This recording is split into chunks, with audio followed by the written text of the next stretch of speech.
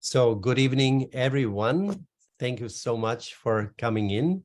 Cindy and Do from Vietnam, from the BT's Shoe Company.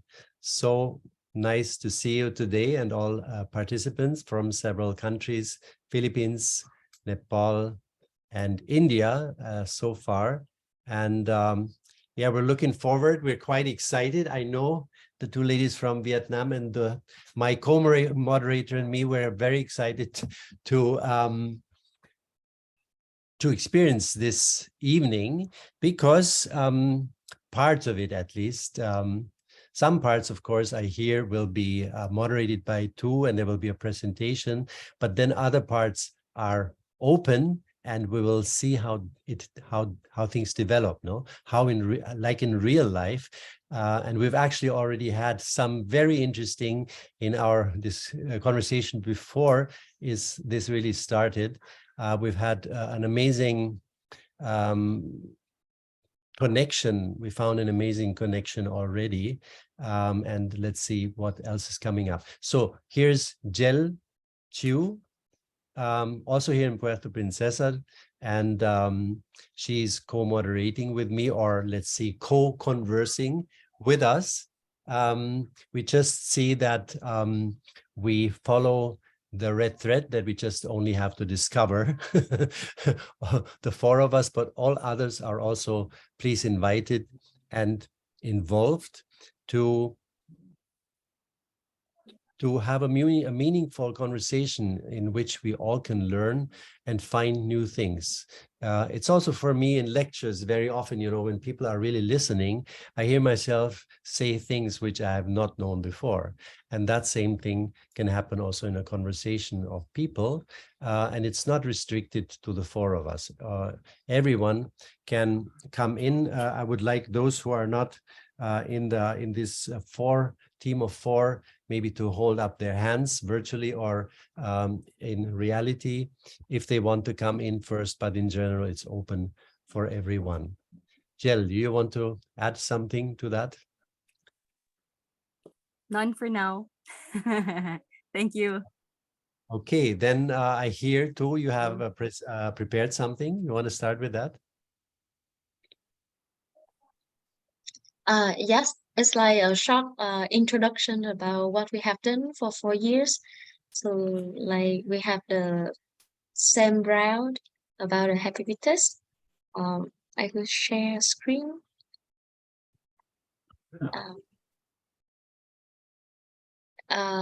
Did you guys see the presentation clear? Okay. Yes. Okay. So this is some information about our company. We are a company with 10,000 employees, with really like diverse in employees. We have the workers in the factory, the office in the back, the employees in the back office, and the sellers in the store. So it's really diverse, and it's really something really interesting. It's like in the forest, we have a lot of different kind of flowers and trees, and it all happened in British. And why we had this project. So what I heard in a short introduction about you guys, and I heard one word a lot, is about a human being. In every introduction from, even though we are from Philippines, Nepal, we're from and India, or we do many things different. Like we have word of school about the farmers, about the sustainability. But I think there's some same keyword that we are human being, and I think that's really an intention of Cindy. As even though we are a factor, a company, but like something deep down in her heart, and actually it's in BT's heart as well, because now I consider BT as a social body, you know. It's like a human being, like deep down in his heart, in her heart, and in the BT's heart, we want to be happy as a human being. So that very pure intention from her, like create her really, I think it's really a meaningful journey of herself. And if you guys have a chance that Cindy can tell more about her journey, I think it's really meaningful and inspiring as well. And thanks to that pure intention, we got like she find many ways of wow how to create a happy community, how to make our employee can be happy, and also find the happiness, the true meaning of happiness. What is that? Finding the definition for that. And so we have the Happy with this project, and after finding many ways, she come to Bhutan and meet Thầy Thọ. I heard that Thầy Thọ had presented about Chinex for you guys already. Yes, and Chinex is like a cross-national happiness in the Bhutan, and we choose that because it has one thing is really special and different from other models, is that it has the heart inside. It's come from inside. It's like the breathe in and breathe down. It's very not focused only one inside, not focused only just the outside, but it's the balance, like the breathe in and breathe out, like a breath. And in the inside, we focus on the happiness skill, about the three connection, the self, others, and natures. And the other dimension is about like 9 domain in the GNH, help to create a supportive environment towards the happiness. Yes, and how this is the reason why we do this and how we did that. In 4 years ago, it's very a new thing in Vietnam, and we actually at that time, Cindy and I, we don't know what is GNH, and we just go with the flow to see what will happen. But we had the trust, and with that good intention, listen to the project, and we got the VIP group. We had 2 different kind of groups of people. The first one is the VIP. The second one is ambassadors, happy ambassadors, with like 35 people, groups of managers are really like committed employees in the company and who have like the same value with this project. So what will they do? They will have chance in the inner regarding to the inner dimension. They will have chance to learn a happiness skill. They will experience the retreat 1, connect to self, the workshop relating to listening, retreat 2 relating to compassionate communication, retreat 3 about connect to nature, and they will have the chance to have the sensing journey to some places that they are practice and implement these values like Plum Village at Thai or TTG at Huế. And especially we have like a periodic follow-up and weekly happy meeting, because after a retreat many people they feel really excited, like wow, there is something very interesting, but we need to keep the rhythm in the company, and that's the reason why we have the weekly happy meeting. About the GNS, we got like a VIP retreat to create our all moral compass, because the GNS is a like something about statistic, like it has like the balance, like it's like a compass for us to see not just only about GDP, about the focus on the GDP, but other dimension in the company. And there are some pictures that in the weekly happy meeting at the company. In the weekly happy meeting, we usually have mindful movement, as you can see, and we got the meditation with each others, and then we can sharing from the heart. In some special occasion like this one is from the Vietnamese Human Day or International Human Day, we will have some activities for people like water, some good seed in the heart and sharing from the heart. Like intention of this meeting is that one is that we can connect with each other by sharing from the heart, and secondly that we can review the practicing with each other. Yeah, because this one is at the factory, as some people at the factory. This is a place that we have the retreat, because connecting to the nature is really important. So we usually got the retreat at some place that have the support, are supported by the nature. And this is Thầy Thọ. You can see, like, we have the VIP retreat at the TTG. We are always feel so grateful, because at the beginning of the project, when maybe there's have nothing, but we have a lot of support from the Ali, from Thầy Thọ, and the TTG community as well. So there are some Happy Buddhist Ambassador stories, because the clip is quite long, so I can share some stories from them. Actually, at the beginning, we just let the people, like a nature is very naturally, let them learn, and then practice together. And maybe for after a year, we have like interview with them to see what do they need to support from us, and what have they changed.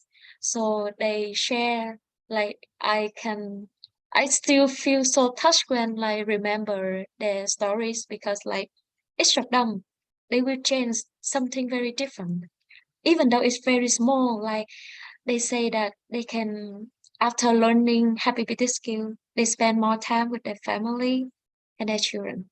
They listen to their children more, and they say that their family really surprised that why you change like that. Like they feel their parents are really weird, like why you don't angry with me. And they say that I'm just practicing happiness skills. And some father, they say that usually before they will go to drink beer and some alcohol with their friends, but after learning, they understand the meaning of deep connection with their family and how it affects to their children. And they also think that they found out that value is really important to them, and they back to their family and they spend more time with their kids and their family. So or some managers, they say they just realize that they want to, like, deep inside them, they want to really make their employee happy, but before they don't know how. For example, they really love their employees, but if their employee do something wrong, they will scold at them, even though in their heart they really love them, but they don't know how. So when they come back from the retreat, even though they still, the habit energy is really strong in us, we need the time to practice, but they have a tool and they have a space to start and to do something differently, and to show their kindness to their employees. There are some these are some stories in the Buddhist, and there are a lot different stories.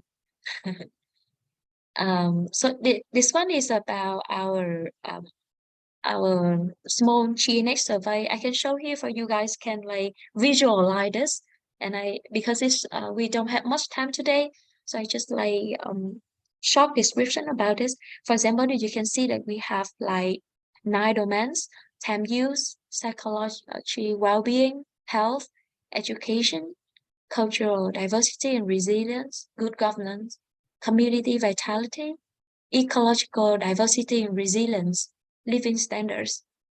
So it's like this one will help us to know what know the health of Buddhists, to see that's what going on inside the Buddhist statistically. Like it's just like a tools for us to understand about the current status of Buddhists. And This is some actually something I realized after like about the process of doing the survey, also the happy business skill, especially the survey. I can put a picture here. Can you see the soil and the seed? Yes, it's like we realize that even though until now we are undergoing like to change the process of doing the survey, on the process of doing the happy business project to change it to become the cultures. But I realized that like the soil and happy business, as I mentioned, business as a social body. And we need to like embrace and nurture the soil in business. It means that's the importance of the happiness skill, like the connecting to self, other, and natures. The important how to, you know, like how to cultivate the soil of business is that we need to cultivate the really something inside of each member in business, and it takes time. It takes time to cultivate this kind of seed inside them. And secondly is that we say about the flow of the water. It's like the flow of water. You know, it's like in the beginning, they're just maybe Cindy and our team understand the reason why we need a GNH, reason why we choose that tools.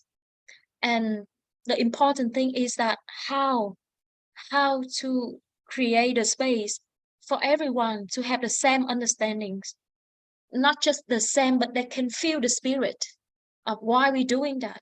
And inside of them, they understand that why we need to do that.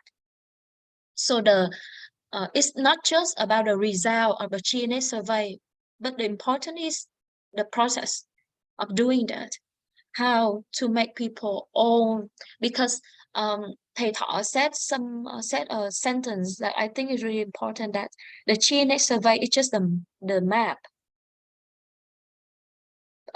It's just a small part, but the reality is bigger.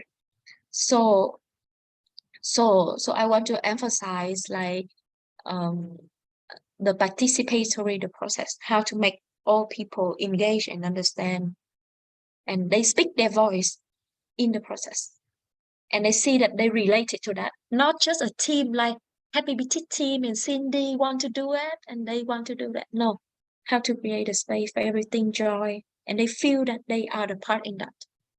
So that's something I realized after doing that. And so actually we finished the project last year already, and after experience that, we feel that it's the right way to do it in the business, and we change it in like the culture of business.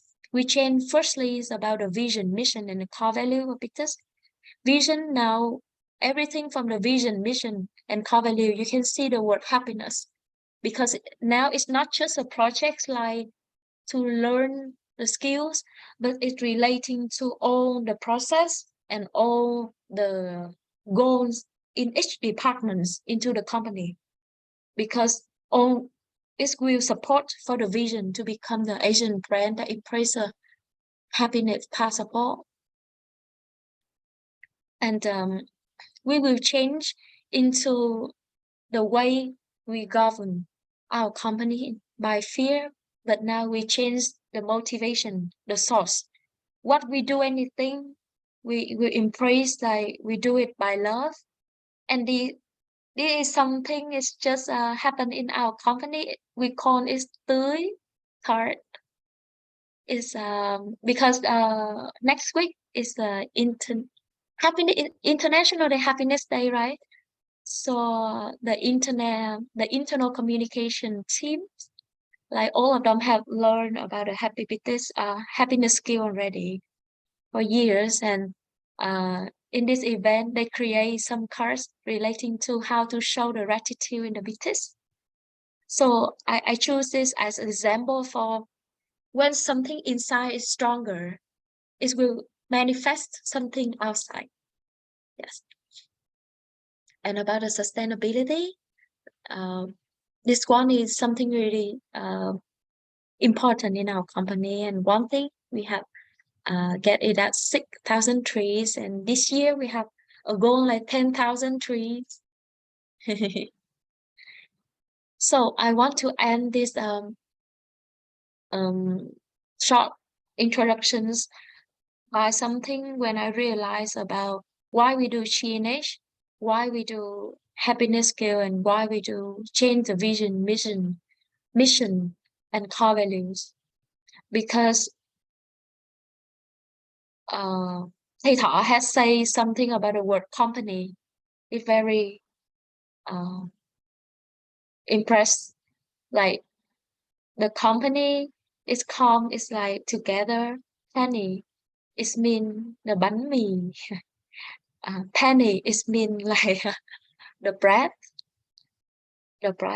So company is mean like the combination between the culture and nature, the culture of human being.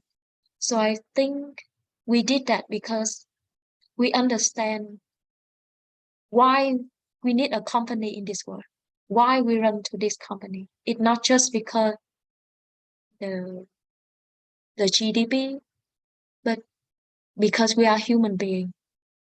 And if we do anything, it's like we remember what is really important for us as a human being, as a real company with very different definition. So that's something we are still on the way. We are still on the way. There's still a lot of things that we need to be done, need to change, and there's still challenges in our company for sure, because we still have a lot inside need to transform. But we understand that we are human, so we have time and space to embrace and to change together. Yes, that's part of my presentations. And thank you so much for listening to me. Thank you so much for this very moving presentation. I think we, at least myself, I feel you have really brought the message to us even more through your voice and through the way you speak. It's very palpable what you're talking about. Of course, the PowerPoint is helpful. It gives some message for the mind, but you know, the heart is getting touched by the way you talk, and it conveys very much the message, what it is really about. Thank you so much.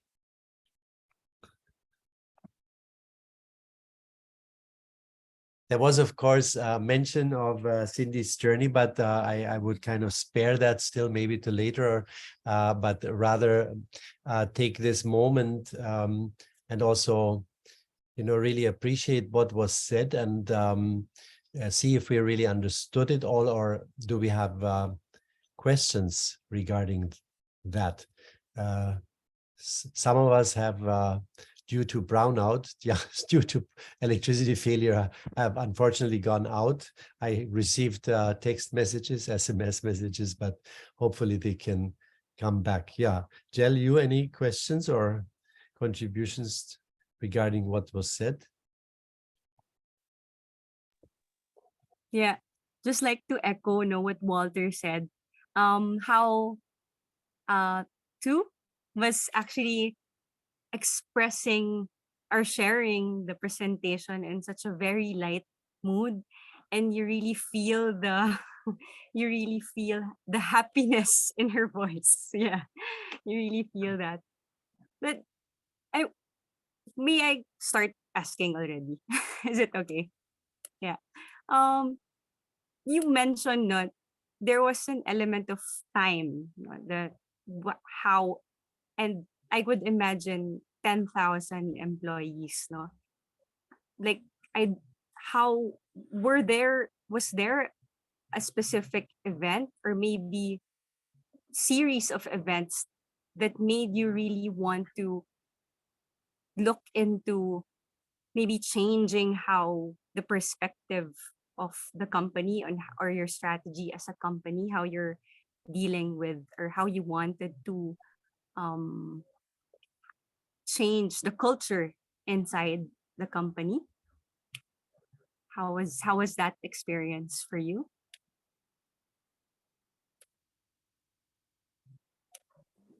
Maybe too, I can help you to share this one. And thank you, Jill, for your questions.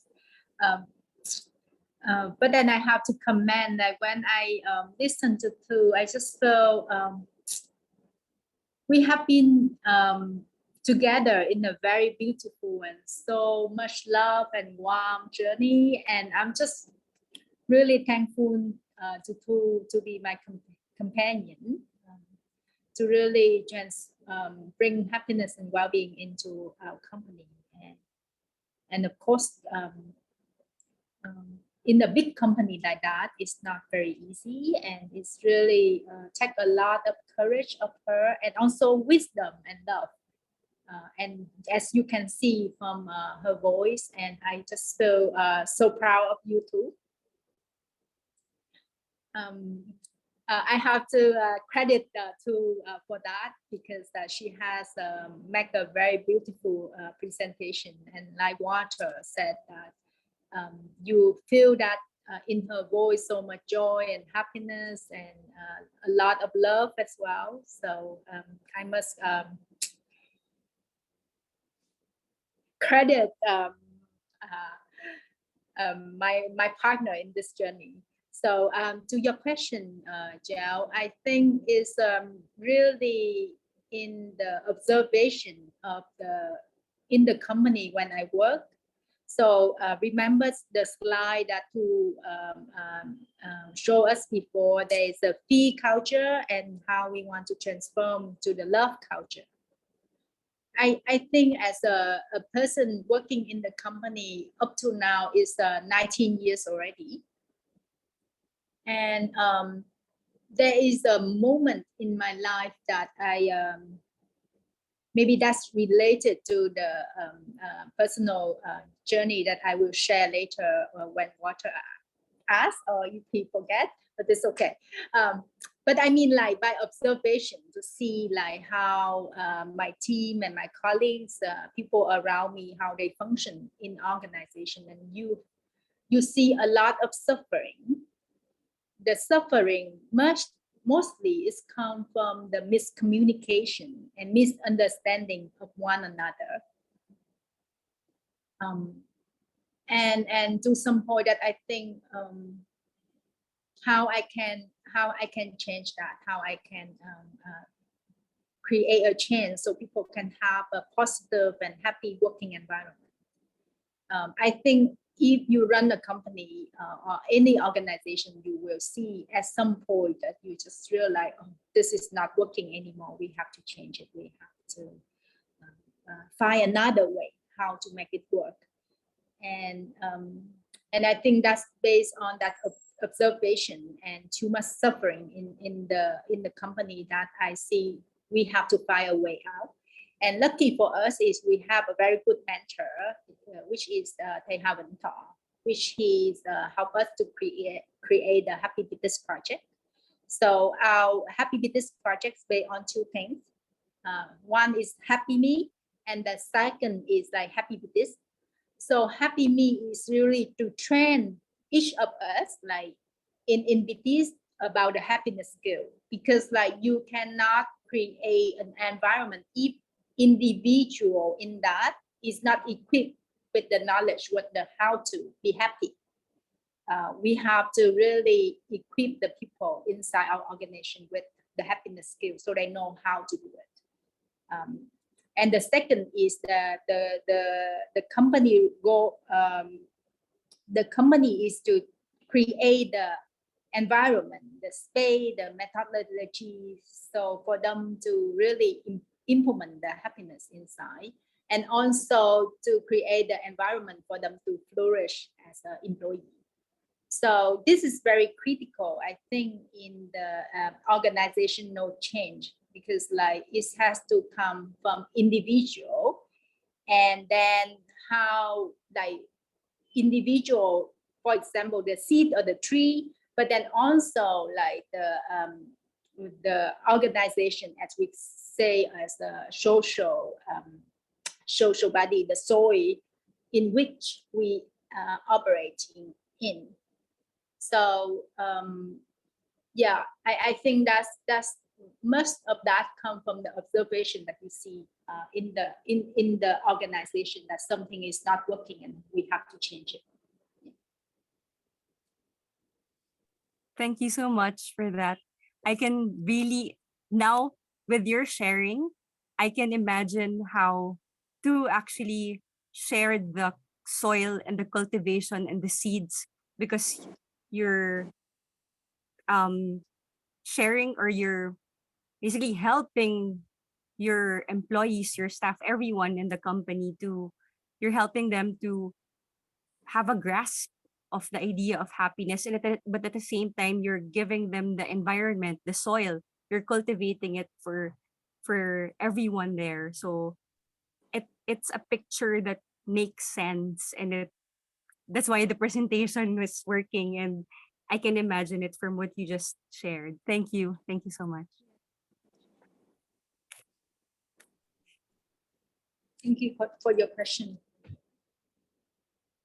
And we're not yet there, right? We still there are so much to do in the cultivate the soil or the social body. I think we at the very beginning, when we transform from a project into the culture, and so a lot of need to learn, and also it's very mental to see what working, because the mechanism on how to fertilize the soil, how we nurture it, is something that we really have to learn more about that. Yeah. I have a question. Are there, has there been, or is there any resistance in the company against what is being introduced here? And also, have maybe people left or other people come because of this culture, project and culture? Do you want to share about that? Or what's the question? Yes. So I think in the theory of change, and we also have a resistance from the beginning. So that's the reason why in the beginning of the project, we just let anyone to choose to choice. They have the right to choose to join or not. And luckily to us that after the first retreat, there's a lot of people after the retreat, they say to others, yes, it's not something too much spirituality. It's something really down to earth. Because in the beginning, lots of people, there's a lot of assumption. The first assumption is that there's something really very spiritual and not down to earth.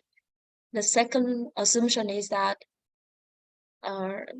after learning, they have to like there's something like very dreamy.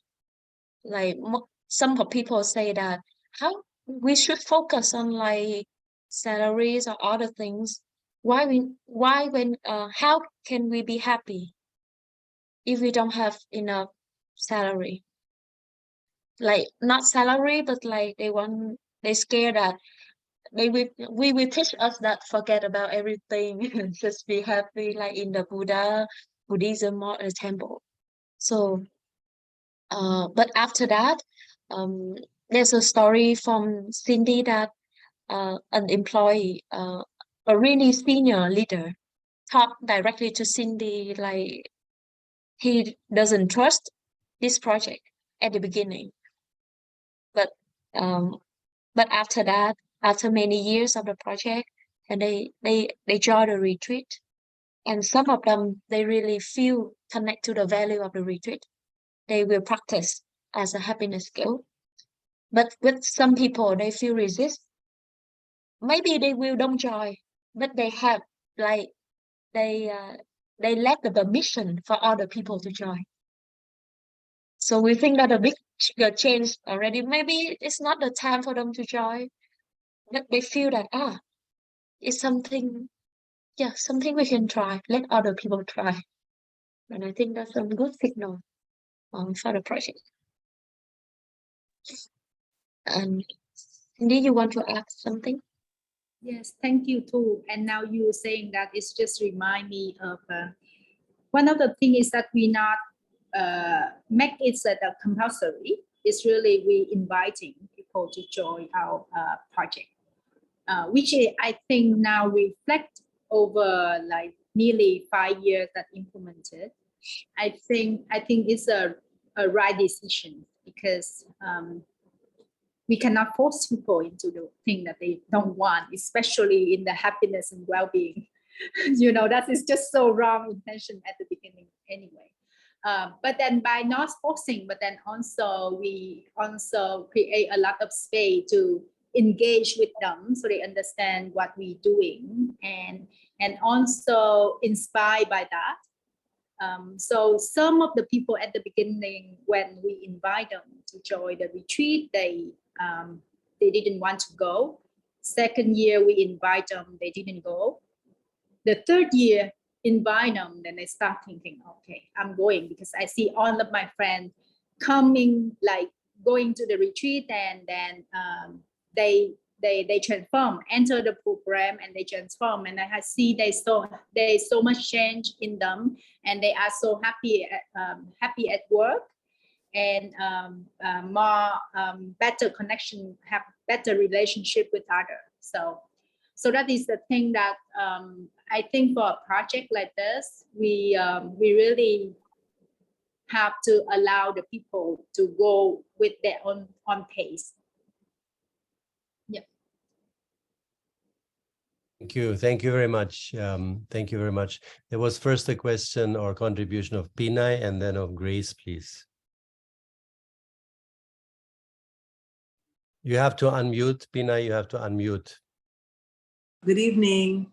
First of all, I'd like to thank everyone for organizing this, and thank Frank for inviting me. And also I'd like to thank and congratulate Cindy and Tongmu for sharing this business model that you don't only create a profitable and sustainable business, but also a happy business. So my question is, how long did it take you to develop the happiness skills? So I saw in your slide that there was like a series of retreats, and then how long did it take you to make it, like, because there are like more than 10,000 people? Did you start with only a small group of people, and then you invite people as they would like to join? It's like by invitation, or there is certain training that needs to be like they need to attend?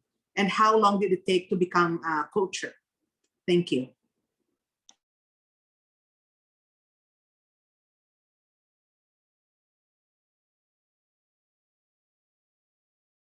I will speak first. It's about the process. On the project, because we have a project for 3 years. So in the projects we got like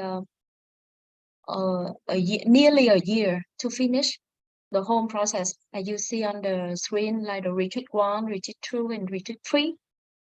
But yeah, after experiments the project, like we understand what is happiness skill, and how to organize this. So at the next phase, we are trying to the happiness skill will just happen in one retreat, and we learn about the connection to self, others, and nature, and we will focus on like the follow-up and on-job learning. It's mean like, because when we become the coacher, it's not just about the skill you learn, but about how you apply it to your job and how it will manifest in the process of the company. So it's like so we are trying some ways. Like first is like change the way we teach retreat, like combine 3 into 1. The secondly is that we will choose the starting point by mindfulness. So they can learn mindfulness first. Like for the scale, we divided into the different categories of groups of employees. For example, that because to us, the way we do culture is that managers like 80-20, you know, how to change the way managers think and do, it will change the culture of the company. So which different kind of group, we will have different strategies. Like for example, for the leaders, they need to learn deep in themselves and practice deeply, like weekly with us, and they have chance to apply it to maybe we will have the plan to like how to have them to host the circle for their departments as well, or how can like we can have them to coach them to apply it in their departments with bigger categories like other employees. We still have the retreat for them to learn, for one retreat for three connection, and with bigger like 10,000, we will like because as I show in the presentation, you see the card of watering the gratitude. It will some seed for starting point first for because the 10,000 employees, they need some small activities in the company to them get awareness and get practice. For example, that in our company, we will sit 2 minutes before the meeting for all departments. We will practice 2 minutes of practicing meditation before the meeting. Yeah, that's some point that they can start have a seed of happiness skill. And in the future, we hope that we will have more trainers in our company, internal trainers about happiness skill, and we can do it like online, offline, or blended. Yeah, it's still a long journey, but now our strategy is that focus more on the leaders, and like we have like different layers to spread it out. Thank you. Yeah, there's you unmute. You unmute. You mute. Yeah, Chin, you are muting. Pinay, you're muted. Pinay, you're muted. I'm sorry. I just would like to tell Tongmu and Cindy that I am really amazed by their project, that, you know, how they can create this project and impact 10,000 people. So it's really an amazing task, and I'd like to congratulate them. And I hope that, you know, we will also have trainings here on how to be like trainers or people that can help transform communities into happy communities. Thank you. No, Grace. Yes. There's Yep. still one question left, right? Yes. Like how time to make it become the culture, right? Yes. Yes. How Thank long you did for it take? remembering. Yeah. I just think it's when the time that Cindy, the CEO, she had the thought that I need to change the company, and at the time she had just a little transformation in herself. That's when we start the journey of changing culture already, because it's not the process, it's not the end, it's a process. I think to me the cultures is the process. Yes, thank you. I don't know, Cindy, you want to add something? Thank you.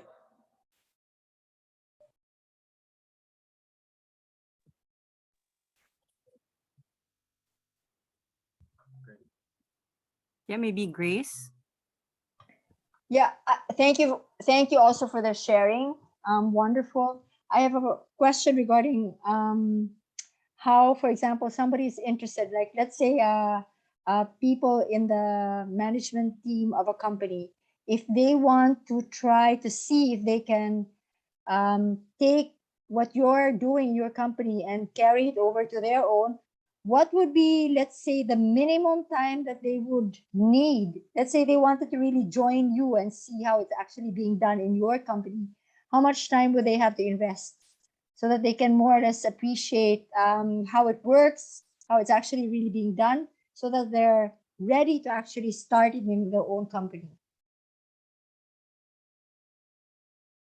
That means how much time do we have to spend in Vietnam?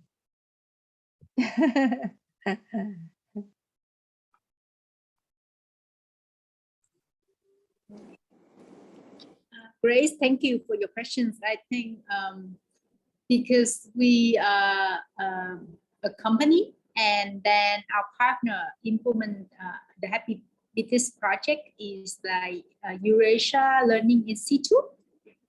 So basically they help us to implement. So I think like for that questions maybe addressed to ask them, I think it's more proper because they is the one that introduced to us. So but then we can share about what we have done really to I think it's really need time. So there's two things that we need to really for this is like how the people acquire the happiness skills for themselves, and then to be able to be a trainer to train the other people with happiness skill, and that need time, and this really depends on the entry of the people, whether they already have that in them or they don't have that in them. So it's really, you don't know how long it's going to take for that person to acquire the happiness skill. So this is something about the happiness skill that we have to watch out. And the second is like on the how we create the G&H, the environment, the happiness soil, so like each seed can blossom. I think it's really take the leadership, whoever leading the company have to really align with what you try to do, and then he or she has to be the role model to really hold the space, hold everything together. So then transformation can take place. Yeah, and that he or she has to be the one that really practice the happiness skill herself to see whether it's work for her, and when she just becomes somebody really trust and believe in this happiness skills, and then she will he or she can use the her own management style to really help it to create the environment and help it spread around the organization. So I think each of the methodologies to implement, like to cultivate the soil, is really depends on the company. Really depends on the company, and depends on the leadership that that company follow as well. Yeah, thank you. It's actually basically the same question that I posed to Havinto when he was sharing with us. And I think he also shared with us already that they're, I think, soon going to come up with an online course, which will also be in English. So I think several of us are actually really interested in that. Thank you very much for sharing. Yes, but Grace, you are welcome to visit us to really see what it is. And I think it's not that difficult, you know, but it's just need a lot of time and energy and a lot of love to make it happen. Thank you so much. Likewise, you're also welcome to come over and visit us here. Yes, thank you, Grace. We'd love to join, Grace, if you're scheduled anytime to go to Vietnam. Count me in. I think see Thomas has another question. Maybe you can. Yeah. Okay, thank you.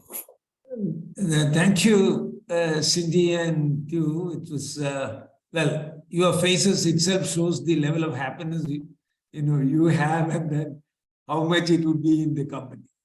So And really, it's mind-boggling how this could be implemented to a company with 10,000 employees. So, but you have shown that it is possible. That's one thing. So I was just right from the beginning. I have this wonder.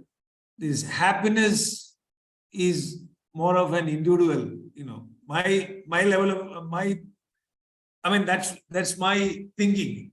That what happiness means to me may be different than what is for Tu or Cindy, isn't it? So then how these 10,000 people could be sort of 10,000 with different thoughts and meaning of happiness, 10,000 meaning of happiness people, how can be brought into sort of unified a concept of a happiness? That was what I was just thinking on. And how do you really measure? Is there any tool in which you measure? It's not the outside expression, but is there any other tool in which you express that, okay, my level of happiness have gone threefold or fourfold after 4 or 5 years working in your company? And if that is so, I request an employment in your company as well. Thank you. Thank you. Don't pay me anything. I'll come there if you can make me happy without money.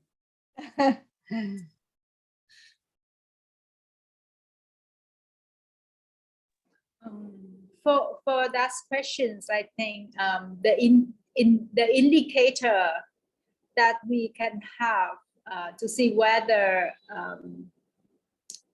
we are happy working or not, or the happiness level increase, I think is like how much you smile at work and you laugh at work.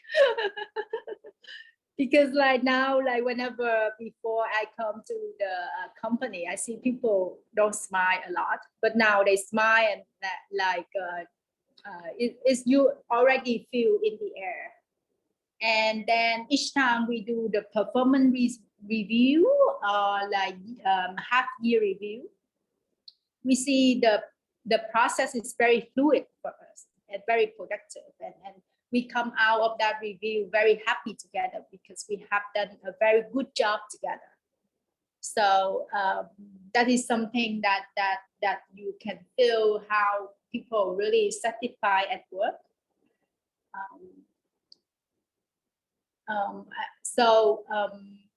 Your questions is about like the happiness for me gonna be different, and to Thomas gonna be different, too gonna be different, water is different.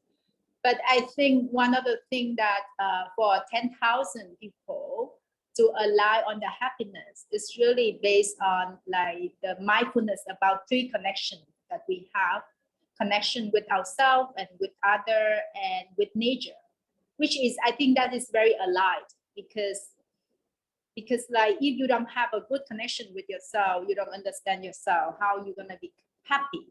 And if you totally disconnect with your family, how you gonna be happy?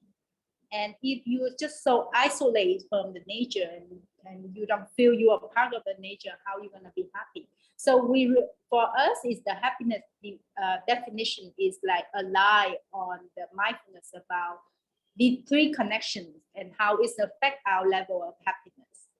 So if one of the things missing, so we actually have to really look into that, how I be able to cultivate better relationship with my sister, with my parents.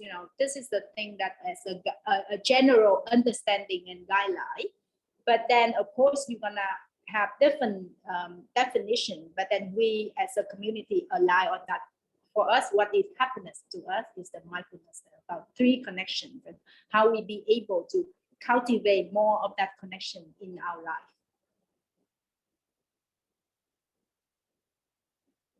Thank you, Thomas. Thank you. So do you want to come and work with us? I'll keep that option. Like. Yes, Retiring.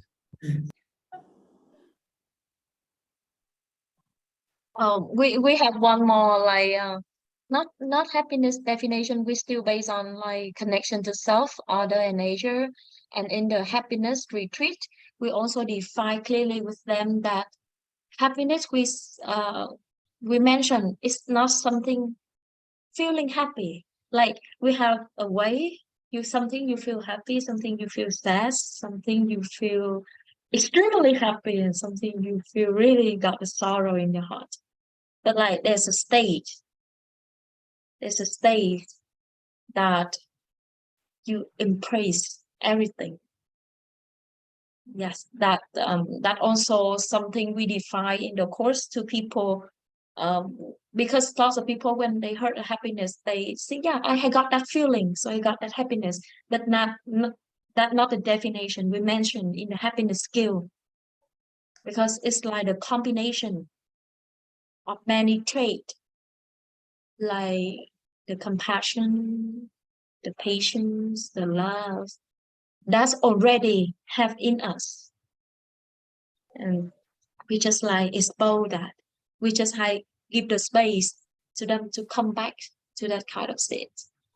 And then yeah, that they understand more about happiness. Thank you. Thank you too. You talked before too that things are in development, no, and also you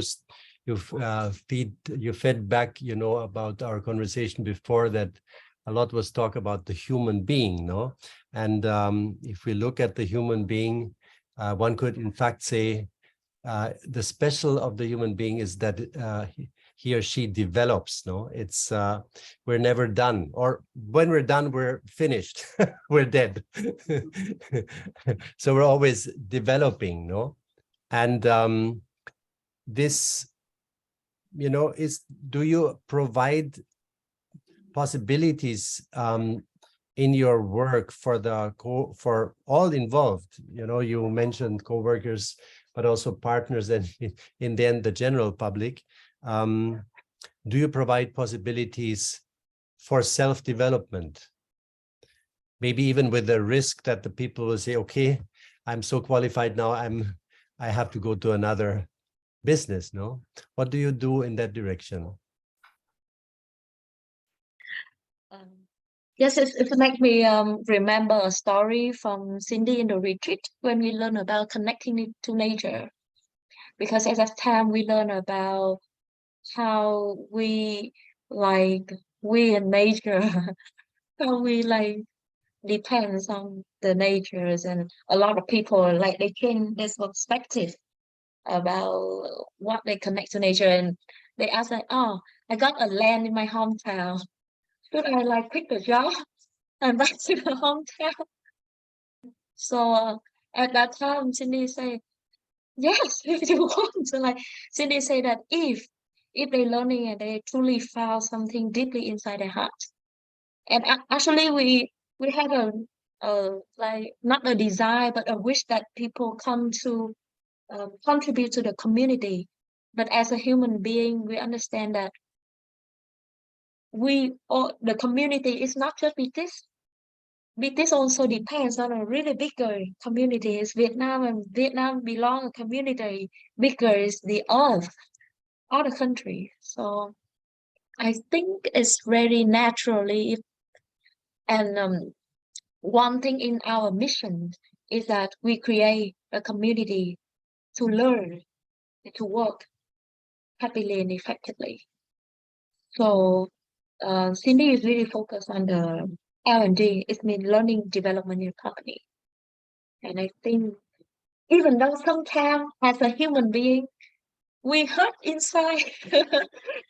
Like for example, our managers and my employees who I really love, and I really think that she really good at that position, and she can make a lot of things, and then she say that she wanna quit. Yeah, maybe there's a second inside my heart. It's broken, you know. But when you have the mindfulness, when you connect really deep to yourself, and you feel the feelings, you know, when you open your heart, I think it's okay to me, and I do believe it's the same as Cindy. Yeah. Thank you, too. For that questions, water, I think we can learn from the nature, right? Mother Nature is super, super generous. I mean, for whatever we do, she's always like really, really generate and regenerate and regenerates and really create this environment for all of us to flourish. And I think it's really learning about that to cultivate generosity. Of course, we believe that if we invest for the people, and of course they can go. But then, you know, I do believe that the other people remaining is like the somebody want to contribute to that community. And not because of somebody leaving, so you don't want to invest in your people, because I think is you cannot, because of just few people that you penalize the others. So what I mean is that I think this is really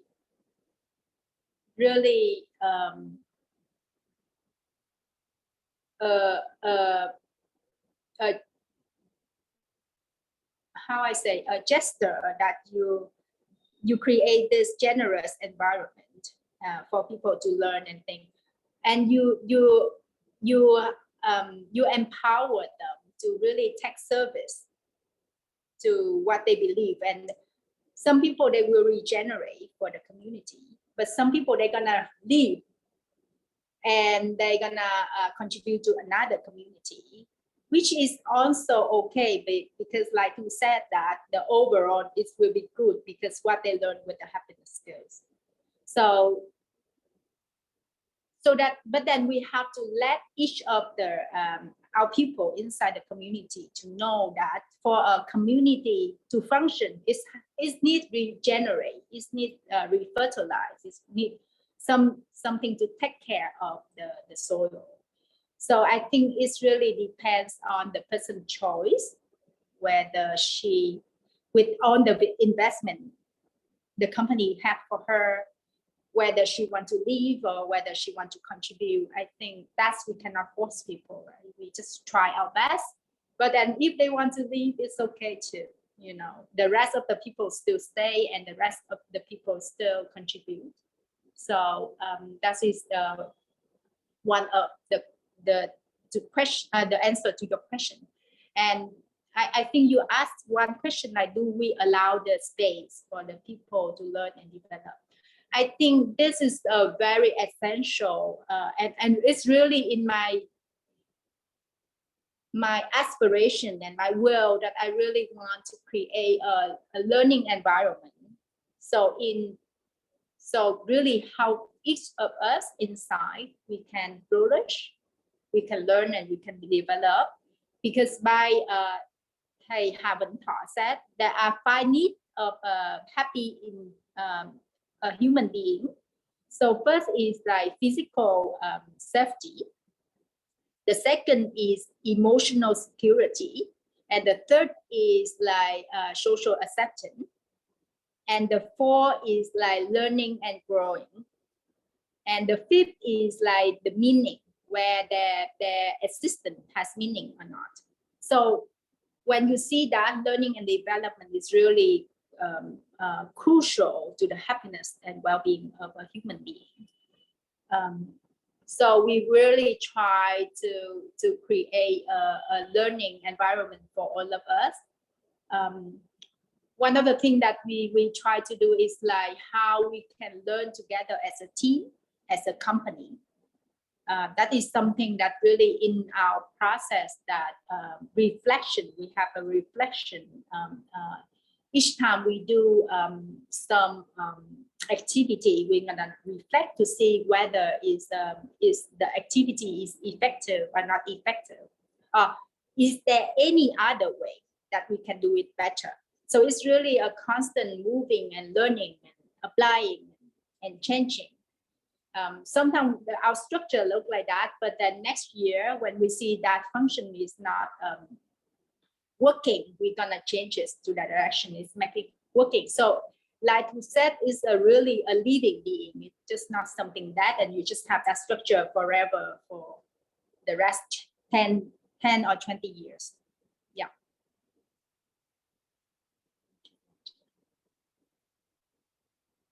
Thank you. Thank you so much for answering this question very comprehensively. Next, maybe you would like to ask your question verbally. Walter, you're always putting me in this one. All right. I wanted to just ask us, just listening to you, we already feel the impact of how your company is really doing, and as someone who's also a practitioner of mindfulness, you never can really hide it, right? It just like emanates in you, what you're building inside yourself. So now you've shared how it has already impacted like the families of the individuals in your company. So I'm really curious, is there anything that you're already noticing, for example, in your larger community, where your company is situated, or maybe even beyond that? So if you could share anything. Thank you. Do you want to share?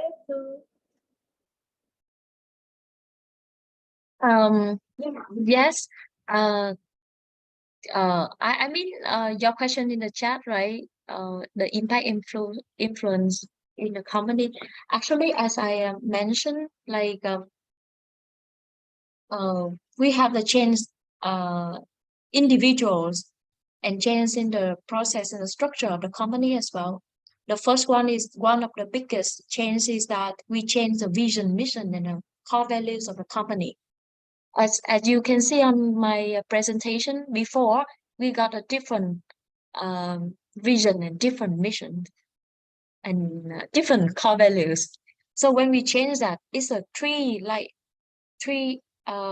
important factors to change the whole attention of the company and the structure as well.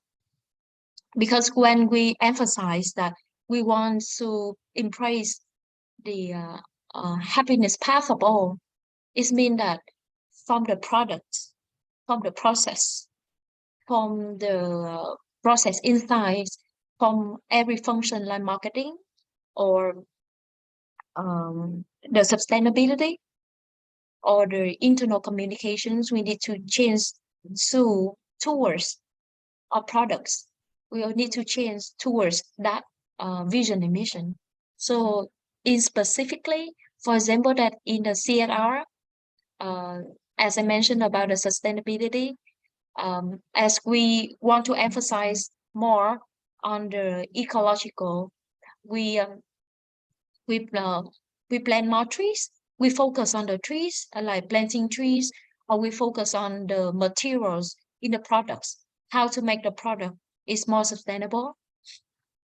And for example, in the marketing, before, especially now, we got them happy kit in the marketing, like because as we really deep in the values of connect to self, connect to others, and connect to natures. And before we got the marketing about kids is it set a different values, but now we change the way we do marketing in our message. It's also relating to the happiness. So it's like change in the message. And for example, the internal communication, as the card that I show you guys about like the watering the seed, because when all the employees in that department, they learn about happiness skill, and they know that our culture is that happiness. So they will create and instill this kind of value into their activities, and they will emphasize this message to all the people. It's one thing is that other thing, there's a lot of thing in the, for example, in 9 domains, as you can see, we have the case study. It's like the changes in some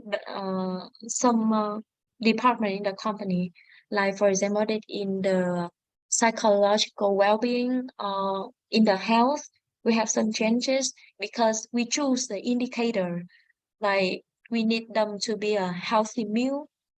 So in order to do that, we need to create some workshop relating to how to eat healthy. Yes, is to change in the structure is more relating to the indicators of the GNX, because in GNX it's like the compass for us to know, yeah, we have still other elements in the company we need to improve, and in each element, Cindy has some and other department in the company we will change. For the city and regions, I think after we this do the happiness project in Vietnam, we have now two more companies they want to do this fast. And you know, in and after COVID, a lot of company asking us about how to do the project as well, because they realize it. So we can share with them, and they can choose many ways. We can choose many ways to do on that path, and when we can share our way. And I think it relate to, yeah, this up. Thank you. Can I have a follow-up? Regarding what you shared, that the companies have started asking you, what was the reason or the feedback why they suddenly, parang how did that, what was that bridge for them to actually start connecting, or what did they receive that they felt, okay, wait, can we approach you? Can you do this? Can we do the same thing that you're doing? So more of that, I guess. My question is around that. I think I just feel now it seems like happiness is in the air in Vietnam. I don't know what happened, because we just plant the seed, and then with the Happy Fitness project and they haven't also planned in the school project, Happy School project. And now suddenly, like, a lot of people talking about happiness and well-being. And of course, the pandemic is moved that to another next level, and forward is so fast. So I get invited to share so many times for other companies to talk about happiness and well-being. And this is very positive. So I think, like, when we plant the seed, we actually don't know what is the law of interdependence and how it's gonna spread, But then I just feel like everywhere people just talk about happiness and happiness. Maybe because that our awareness on happiness is there, so that you pay more attention to that. But I just have this sense of a great that people really now focus more on that, and really most importantly is how to live a happiness life, how to have a happiness at work, because the how is important. If you know the why and the what, but then you have to know the how. So I think that's what's special about the Happy Fitness project is like, and special about Thầy Hà Vẫn Thọ is the how to implement it. Yeah, thank you for sharing that. I remember someone said emotions are contagious. So when you say that now, it's like, yeah, right. If you could actually build, even just, you don't know, just even listening to you, don't know what the tools are, what's, what happened. But when just hearing your voice, you're like, how do I get that? Where's that pill? Something like that. So yeah, thank you for sharing. Thanks very much. So we've had already one of the really large countries in Asia, India, today. We have a country that is in between the two very large countries, Nepal, here. And we have, in fact, also one person from China here today. He's in touch with many big companies all over the country. And he has a question also to you. He's an Italian, actually, but he's been living in China for 10, 12 years and speaks super Chinese. Amerigo. Hello, everyone. Thank you, Tu and Cindy, for your inspiring sharing.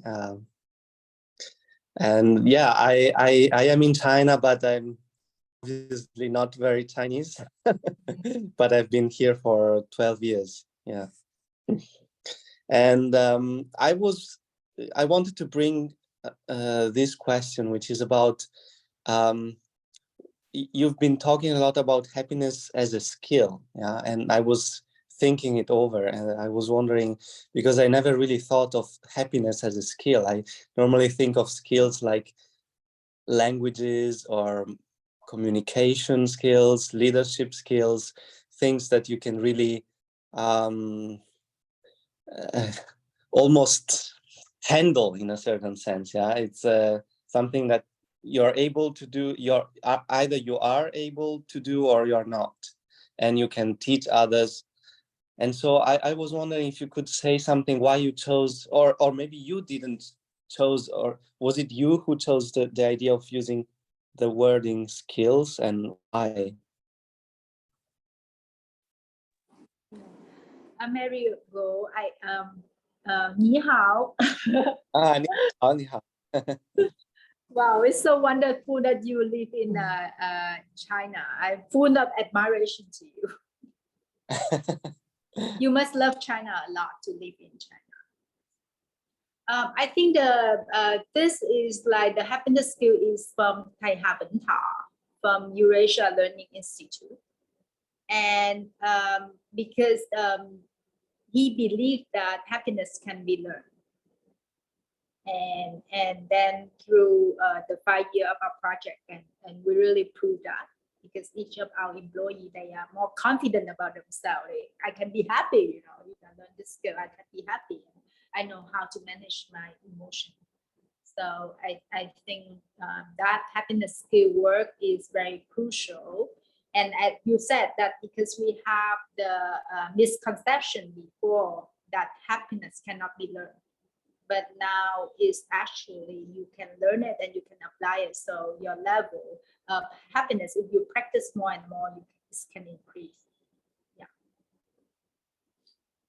Thank you. Okay, thank you. Thanks very much. There's a question by Grace Ferrero still in the chat. It says, do you try not to ever get angry when you need to discipline an employee or correct a situation? What if someone does not work on improving himself or herself? And may I add a question to that latter part of this question? And maybe I didn't pay attention in the moment, or maybe I didn't quite understand yet. How much pressure is on the people to participate in this program, or is there a possibility to say, I'm not interested in it, I don't want to meditate or so?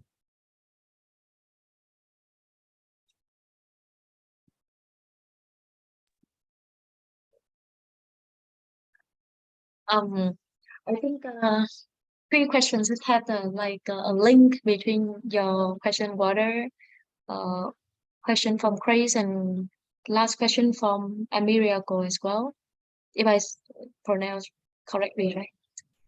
Yes.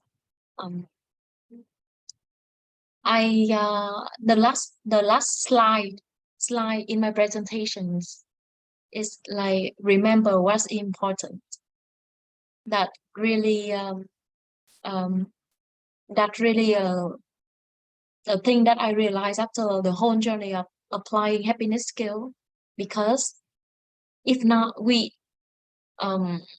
deep side down, we want to connect with others, we love each other, but sometimes we run to autopilot, we follow some habit.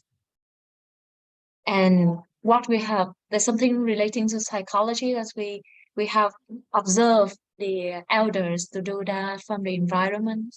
So for example, that we have to correct employees, or we need them to change the way they are. If we follow the habit, like we will angry with them, we will speak louder with them, it's something run by autopilot. But when we remember what is important, thanks to we practice mindfulness, we stop back and we deal with ourselves. We hold space for ourselves. In the emotion intelligence, we don't get over, like we don't like suppress the angriness, but we hold the space. We embrace them, because as a human being, we have a lot of seed in ourselves. So that's the reason why I at the beginning, I sometimes I wonder why we need the word skill, as you asked a miracle, because we say that happiness inside us already. We have all the seed of goodness, but skill here is like sometimes we forgot that we have that. We run by autopilot that follow our habit through many years, seeing as we was a child. So skill here is like we just stop and come back and we got a new habit, like cultivate. I think skill here is mean cultivate the seed in us that we remember what's important in us. And it's also linked to your question, Waters. It's mean that I understand your question is mean that you have any pressure for people, right? There is a background to my question. You know, we have companies like we mentioned before, the official part, for example, Veleda, you know, Veleda, no, that has been around for over 100 years.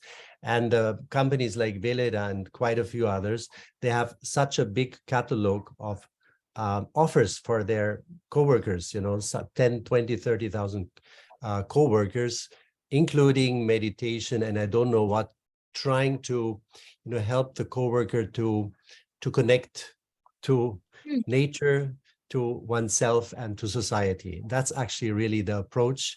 You know, when such a company gets started, you have a lot of enthusiasm, but then you go through different phases. And now after 100 years, things are different. And, you know, it's hard to even get employees.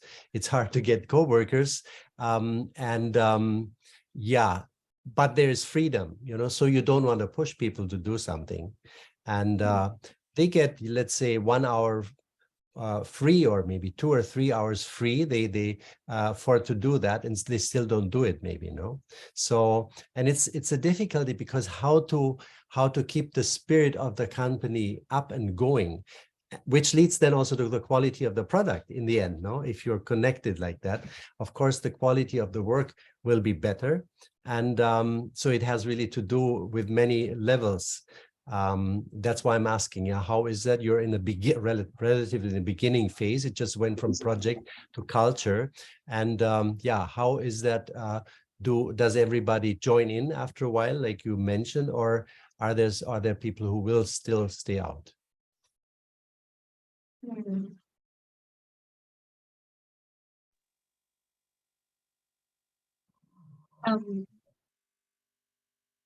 Is for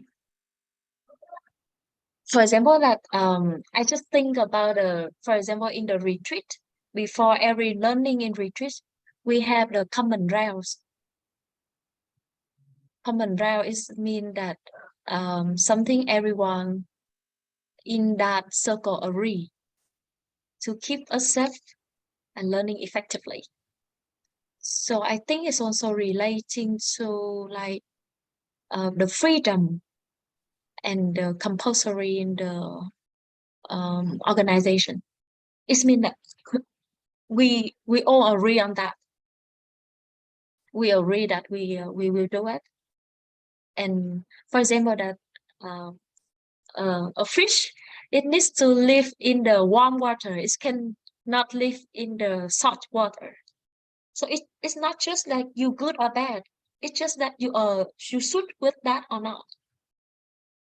You not good or bad, but just like are you like you suitable with this kind of environment. So actually your question, like in the beginning, I the one who sometimes really confused. I have to say honest, like should I push them to like practice hard every day, or should I just like because there are some phases that we want to practice 15 minutes of mindfulness every day. of the people in the ambassadors. And I'm the kind of person who like really wonder that, because I just want to, it's like freely they can do it or not. But there's some thoughts of mine is about we want to create a community, and they all agree and they want to do that, but sometimes they forgot and they need support from us to remind them to practice.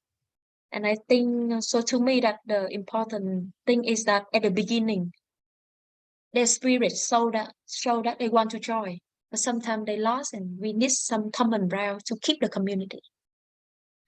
And there's I just want add more thing to raise. I just remember is that, to me, compassion is not about just something always say tender.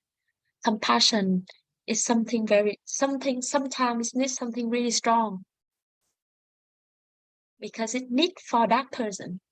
So we and Cindy really tender right now, but sometimes we have to something strong, but we know from which force inside us we want to do that.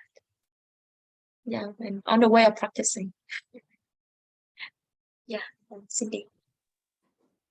Thank you, too. I just want to make some contribution to that. For example, Grace questions. You don't have to be soft all the time. Sometimes you have to be very like clear to the point and to tell what behavior that you do not agree. But then most importantly is the intention. What are the needs at that moment? What are the intentions? Like whether you want to make the thing work, or whether you want they to the person to improve. And you have to really see what your intention is. Whether your intention is really want to try to make that person look bad, because like your intention can decide what action and how the other people they feel you. For example, like if something is not working and you can comment in a very strong force, but that because like you really want the thing to work so everybody can beneficial. So it's really the fine line that you have to see what your intention is, and that intention will draw the attention and how action and how the people gonna feel about it.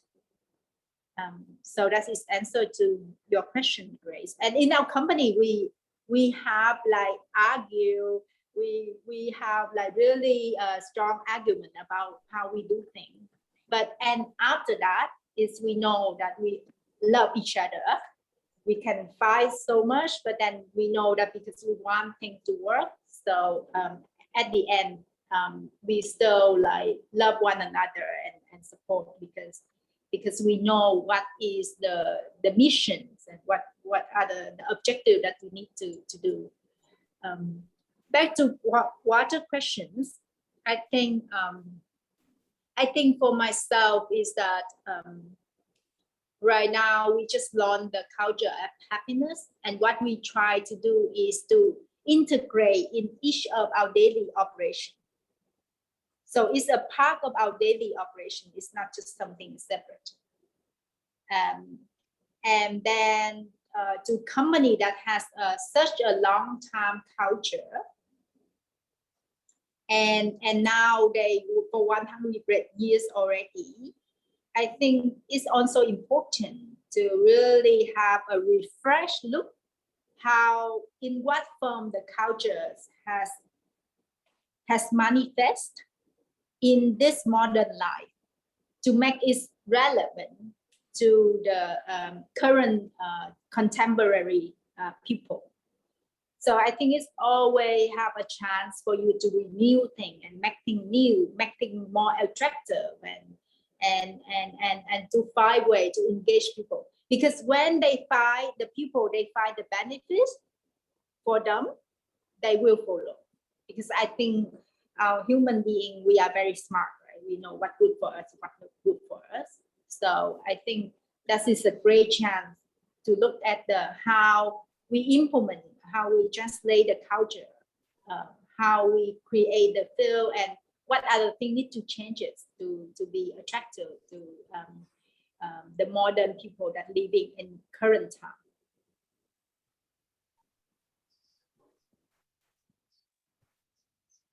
Thank you very much.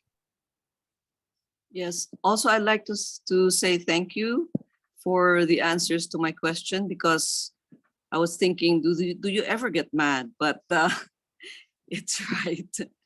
Yeah. So thank you very much. Yeah. There are times when we have to be tough. Thank you.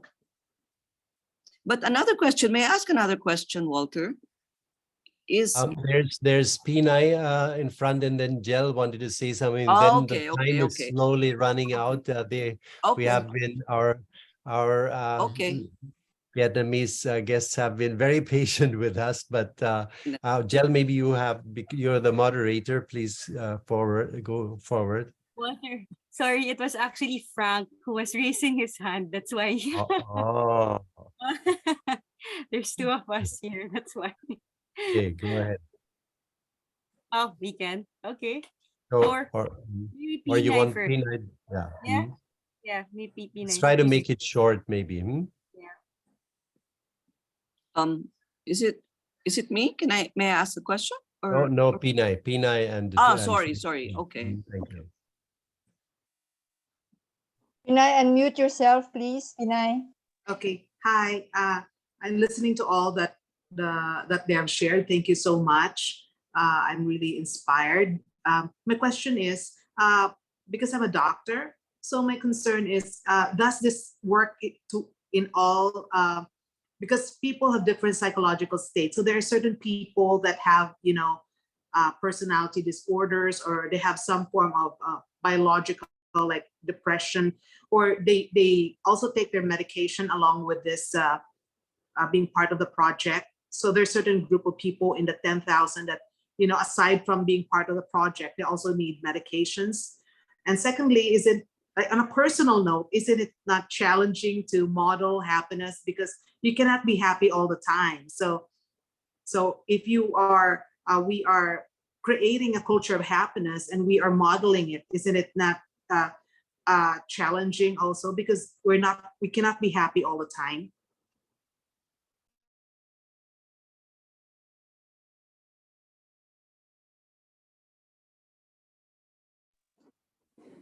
Pinay, I think your question is about the special need people in the community with mental health, right? Yes. So I think for that we have to really, I think thầy Hà Vĩnh Thọ, our teacher, always say that we have to be careful when identify who have a real sickness about their mental, and that they need to ask for expertise, because mindfulness alone cannot help them. So that is something I think very wise about my teacher, and I think that is really profound, profoundly changed me when I look at the people that have mental sickness.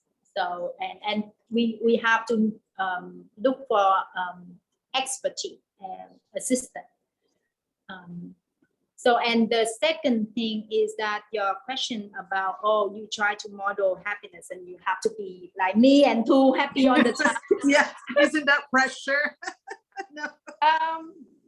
Actually, there is one core value in our community that we embrace, integrity, which means that we embrace authenticity. Whatever comes, we embrace the truth. So happiness doesn't mean that you have to be happy all the time. It means that you can share your true emotion, your true feeling, what you think, and then your community or your friends, like your colleague, can understand about your difficult emotions and how we be together to transform it.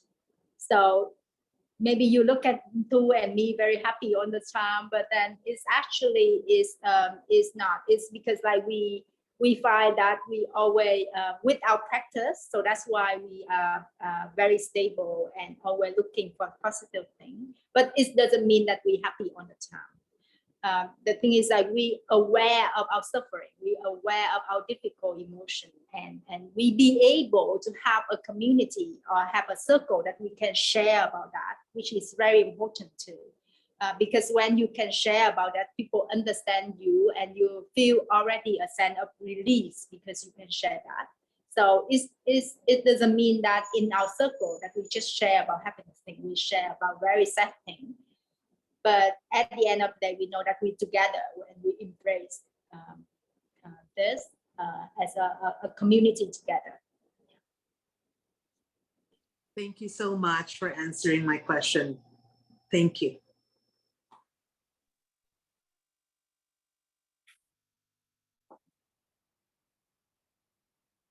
So please, Frank, last question for tonight.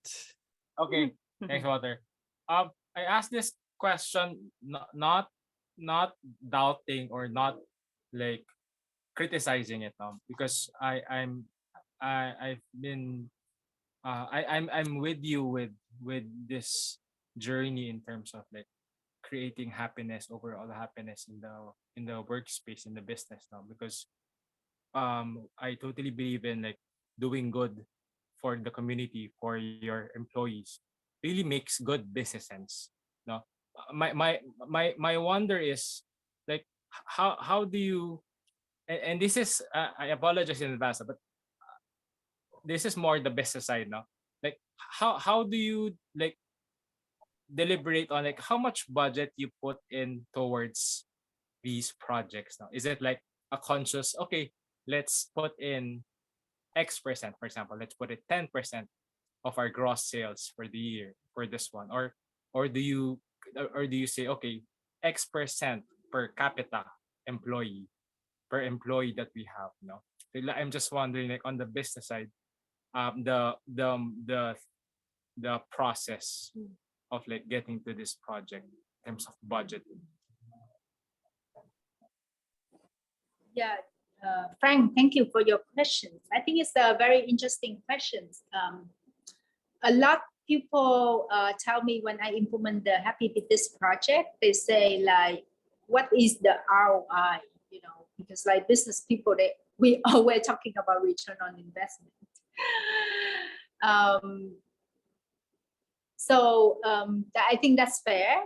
But when we embark into the happiness project like this, and I think that at first you can look at that is a big amount of money, but I think is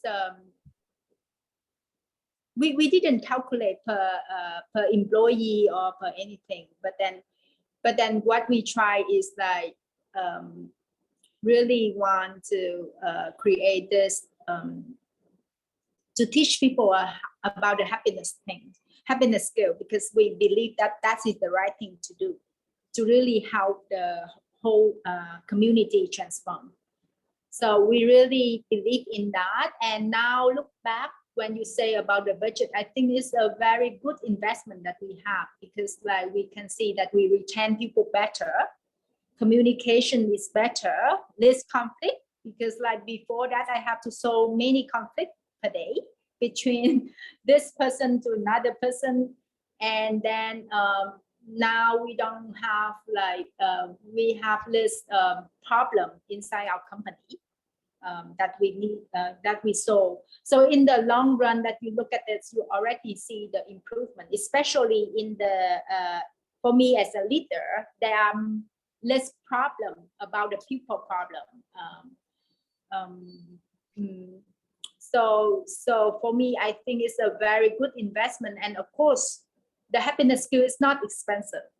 And the project like this is not expensive. And you can do it by what you have, because you, with a certain capital you invest in, you will see what I mean, like whatever available that you can do, then do it. You know, just do small stuff, maybe introduce a gratitude program so people feel grateful all the time. You know, just more thing like that is also really help. You don't need to have a very big budget.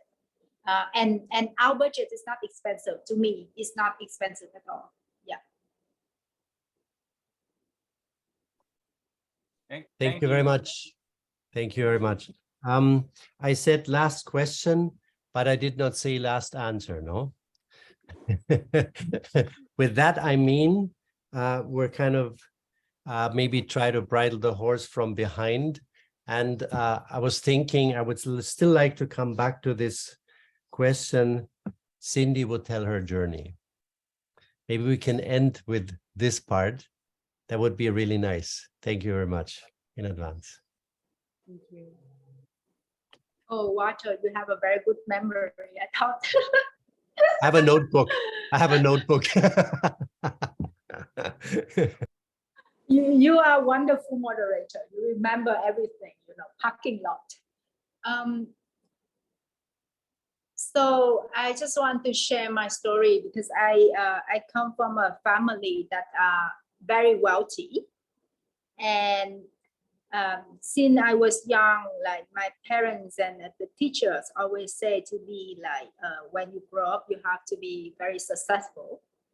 And then you have to have a very good education, and you have to have a very great career. So at the age of 31, I have all of that, but then there is something about me that I'm not happy. Inside me, I have a very high position in the company, and everything like good money, good educations, but then sometimes like inside me, I don't feel happy. So I'm really searching for that. What is it about me that why I have all of these things and all of this material wealth, and I don't feel contented myself. So that's why I'm searching for the happiness, and I searching for a way out for me, because otherwise I cannot function. I just don't feel anything about life. So at that time, my friend just gave me a book called The Art of Happiness from His Holiness Dalai Lama. And I think that book is really changed me, because inside the book, His Holiness Dalai Lama, there is one sentence that he say that I think it's changed my life, is the purpose of life is happiness. And that at that time I'm saying, oh, maybe this is like really the purpose of His Holiness. It's not for me. Purpose is to be very successful, and have to be very successful. It's because it's my parents and my teacher told me that. So I didn't have any reference house, but I didn't reject his idea. I really see, okay, because a wise person tell you that, you will see what you can do with that. And I start searching for happiness. So luckily for our generation, we have like Google, So you start Google about the happiness thing, and you just, from the point of view, you don't know about happiness, and you start searching on that. And there is something coming up about like gratefulness. If the person practice grateful every day, to really aware of the good condition that they have, and aware of like what good about their life, it can increase the level of happiness. And I truly practice that. And then for myself is that I know His Holiness Dalai Lama is really talking about the happiness and well-being. So I make a wish that in this lifetime I have to meet him as somebody that's really teaching about happiness and well-being. And the second is like to meet Thích Nhất Hạnh monk, a very Vietnamese monk, very true teacher to us. And he's also talking a lot about happiness. And the third, which led me to the Happy Business Project, is about Bhutan, because Bhutan is the only country in the world who use the happiness model as their way of function the government and the country. So they have this gross national happiness. And I really want to go there to see whether this country is happy, and how do they measure the happiness. And I have that wish at that time. In this lifetime, I have to fulfill the three things. So first, meet His Holiness Dalai Lama. Second, meet Thất Nhất Hạnh monk. And the third is to go to Bhutan to see how they measure the happiness. So luckily for me, in 2015, 2016, 2017, I fulfilled all my wish. That is my personal wish. And at that time, I also practice about happiness as well, and practice Buddhism. So really for me at that time, I remember back in 2015 when I first met His Holiness Dalai Lama, and he has this one sentence also really inspired me. He said that for whatever you do, your motivation is to benefit all sentient beings. And I really take that really close to my heart every day. Like every day I wake up, I ask myself how I can be benefit to other beings around me. And as a position, as somebody like inside in the company that taking a leading position, at that time I was like the deputy general director. I would see how I can be beneficial to the people that surrounding me, my colleagues, because I know what is suffering as a person. So and as a human being, we have a lot of suffering as well. And I myself experienced that, and how we can help them to alleviate the suffering, and how we can help them to acquire this happiness skill. So in the time that they have, the challenging time, they have something to equip, to protect themselves, to really have a hope to transform what they're facing. So that's why that I went to Bhutan and asked Thầy Happen to really help me to implement the Happy with This project inside my company, because that is just pure intention, one, to be beneficial to all the colleagues I work with. Thank you for listening. Thank you. Thank you very much. That was a wonderful end of this beautiful evening.